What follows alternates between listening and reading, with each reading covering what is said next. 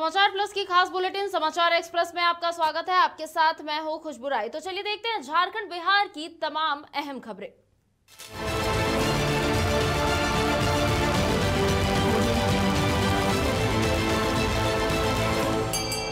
रांची के मोराबादी में दुकान लगाने वाले श्याम देव ने बीते दिन आत्महत्या कर ली। इसकी सूचना मिलने पर राज्यसभा सांसद सह भाजपा प्रदेश अध्यक्ष दीपक प्रकाश समेत अन्य भाजपा नेताओं ने उनके परिजनों से मुलाकात की और उन्होंने परिवार का ढांढस बढ़ाया, साथ ही हर संभव मदद करने का भरोसा दिया।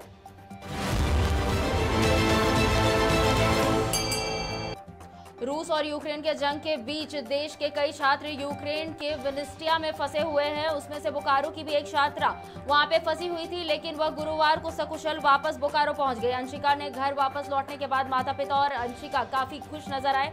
अंशिका ने इंडियन एम्बेसी, यूक्रेन और रोमानिया सरकार के साथ वहां के लोगों का भी धन्यवाद किया है। बिहार के शेखपुरा लोक अदालत में पहुंचकर एक वृद्ध व्यक्ति ने अपने कलयुगी बेटे पर मनमानी करने का आरोप लगाया है और उससे तंग आकर इंसाफ की गुहार लगाई है। मामला शेखपुरा जिले के बरबीघा प्रखंड अंतर्गत अकबरबीघा गांव का है, जहां एक पिता को अपने बेटे ने घर से बाहर निकाल दिया। पीड़ित पिता ने लोक अदालत में अपनी संपत्ति बेटे से वापस दिलाने की गुहार लगाई है। उन्होंने अपने बेटे पर मारपीट का भी आरोप लगाया है।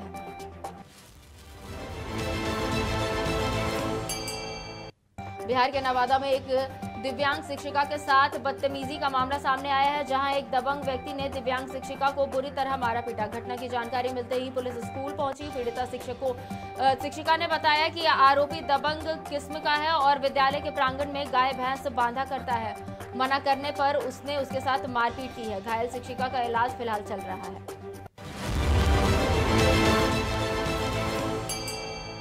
नवादा में एक लग्जरी कार धू कर जल गई। हादसा चातर मोड़ के पास हुआ, जहां कौवा पोल के रास्ते गुजरते वक्त अचानक कार में आग लग गई। बताया जा रहा है कि पटना के गुलजार बाग से एक परिवार अपने रिश्तेदार का इलाज कराने निकला था। इसी बीच चातर मोड़ के पास अचानक कार में धुआं निकलने लगा, जिसके बाद आनन फानन में सभी कार से बाहर निकल गए। बताया जा रहा है कि हादसा कार के इंजन में आग लगने के कारण हुआ है।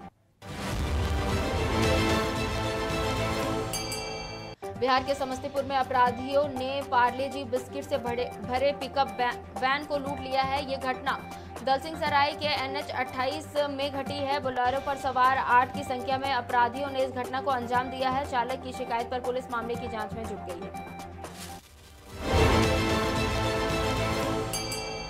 झारखंड के गढ़वा जिले में समाहर नाले में उस वक्त अफरा तफरी मच गई जब भू अर्जन और NIC कार्यालय के पास छत का एक छज्जा अचानक गिर गया। इस घटना में एक कर्मचारी को चोट आ गया है, जिसके बाद स्थानीय अस्पताल में उसे भर्ती कराया गया है, जहां उसका इलाज चल रहा है। वहीं जिला प्रोग्राम पदाधिकारी ने इस मामले की जांच के बारे में कुछ भी बोलने से इनकार कर दिया है।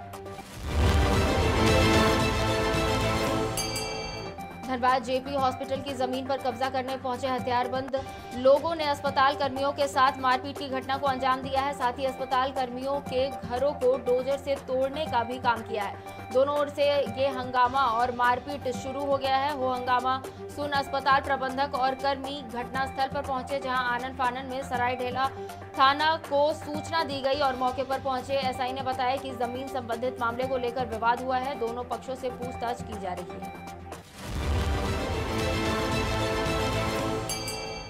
लोहरदगा नगर परिषद ने शहरी क्षेत्र में अतिक्रमण हटाओ अभियान चलाया। मौके पर सदर CO और नगर परिषद के कार्यपालक पदाधिकारी की देखरेख में शहर को अतिक्रमण मुक्त कराने की कार्रवाई की गई। उन्होंने कहा कि शहरी क्षेत्र को अतिक्रमण मुक्त बनाने की दिशा में लगातार कार्रवाई की जा रही है। राजधानी रांची के कोतवाली थाना क्षेत्र के पुरानी रांची में बीते दिनों सरवर आलम की गला रेतकर हत्या करने के मामले में कोतवाली पुलिस ने 3 आरोपियों को गिरफ्तार किया है। तीनों आरोपियों ने हत्या में अपनी संलिप्तता स्वीकार कर ली है। मामले से जुड़े अन्य आरोपियों का खोजबीन चल रहा है। साहिबगंज थाना के बेरिया गांव में मछली मारने के क्रम में विवाद हो गया। इस दौरान गोली भी चली, जिसमें 2 लोगों के मारे जाने की सूचना है और एक के घायल होने की। घटना के बाद गांव में अफरा तफरी का माहौल है। इस मामले में एक की गिरफ्तारी भी हुई है। पुलिस मौके पर पहुंचकर मामले की छानबीन में जुट गई है।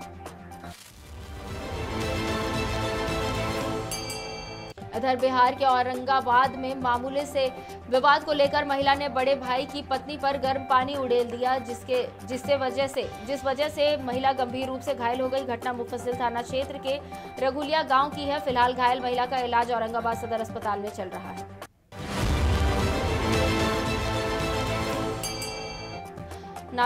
नवादा शहर के अंबेडकर भवन में राष्ट्रीय दलित मानवाधिकार अभियान ने बिहार बजट को लेकर प्रेस वार्ता का आयोजन किया, जिसमें बताया गया कि इस बजट में क्या कुछ विशेष है। राष्ट्रीय दलित मानवाधिकार अभियान के कोऑर्डिनेटर ने बताया कि इस बार वित्त मंत्री ने जो बजट पेश किया है वो लोक लुभावन है। इसके अलावा बजट पर विस्तार से चर्चा भी की गई।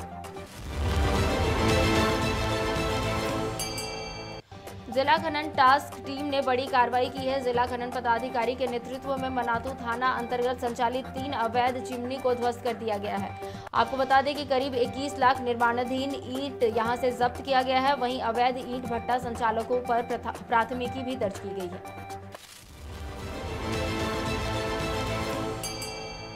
झारखंड के देवघर में पौष्टिक आहार को लेकर एक बड़ा प्रयोग किया जा रहा है। जसीडीह के कृषि विज्ञान केंद्र ने काले गेहूं की खेती शुरू की है। इसके उपज समान गेहूं से अधिक है और इसमें न्यूट्रिएंट वैल्यू भी अधिक है। ये डायबिटीज मरीजों के लिए ज्यादा फायदेमंद माना जा रहा है। इस कारण बाजार में इसकी मांग और कीमत भी अधिक है। बताया जा रहा है कि झारखंड में काले गेहूं की खेती की शुरुआत पहली बार की गई है। झारखंड बिहार के विभिन्न जिलों में आतंक का पर्याय बन चुके 2 नक्सलियों के आत्मसमर्पण के बाद पुलिस ने दिशा का सहारा दिया है। समाहरणालय के कार्यालय कक्ष में एसपी कमांडेंट ने संयुक्त रूप से प्रतिबंधित टीएसपी नक्सली संगठन के सेकंड सुप्रीमो इनामी जोनल कमांडर मुकेश गंजू और एरिया कमांडर नागेश्वर गंजू की पत्नी को सरकार ने घोषित इनाम राशि का चेक सौंपा।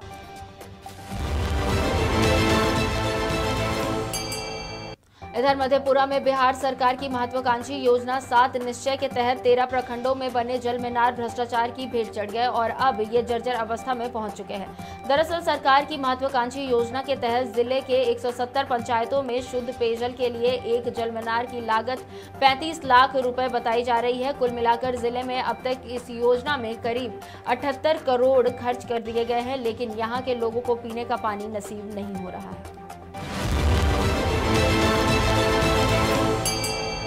पूरे देश भर में टाटा घराने के सभी इकाइयों में जे.एन. टाटा का जन्मदिन स्थापना दिवस के रूप में मनाया जा रहा है। वहीं दूसरी ओर जमशेदपुर में झारखंड मजदूर यूनियन के केंद्रीय अध्यक्ष दुलाल भुइयां ने आरोप लगाया है कि झारखंड के निवासियों के हितों में बात करने वाली ये कंपनी सफाई कर्मियों के आश्रितों को अनदेखी कर रही है।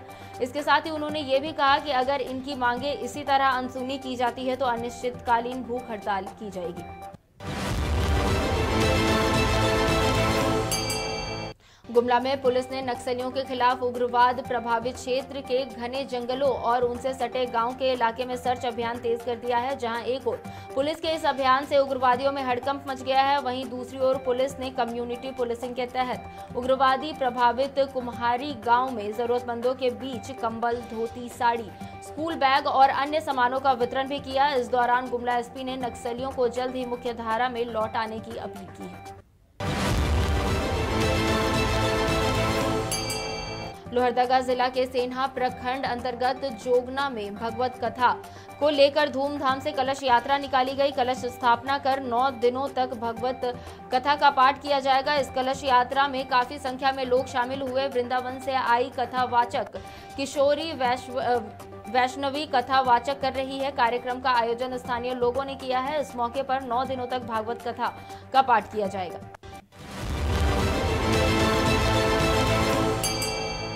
रूस यूक्रेन युद्ध असर भागलपुर में बुनकरों पर भी देखा जा रहा है। बड़े शहरों में एक्सपोर्टर्स के ऑर्डर मिलने पूरी तरह से बंद हो गए हैं। इसका सीधा असर भागलपुर के रेशम बाजार पर पड़ा है। इससे बुनकरों की आर्थिक हालत खराब हो गई है। अभी बुनकरों के पास सिर्फ छोटे छोटे ऑर्डर्स ही बचे हुए हैं।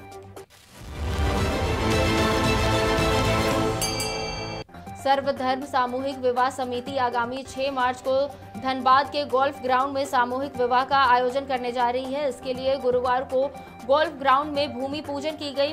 मौके पर शादी के जोड़े बांटे गए। आयोजन का यह लगातार 8वां वर्ष है। इस मौके पर ब्लड डोनेशन कैंप भी लगाया जाएगा।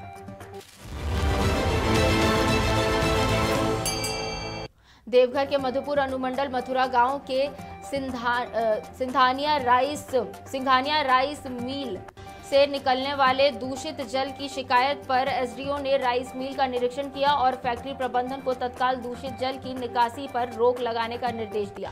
बता दें कि ग्रामीणों की शिकायत थी कि प्रदूषण के कारण पानी का उपयोग करने में चर्म रोग हो रहा है और फसलें खराब हो रही है।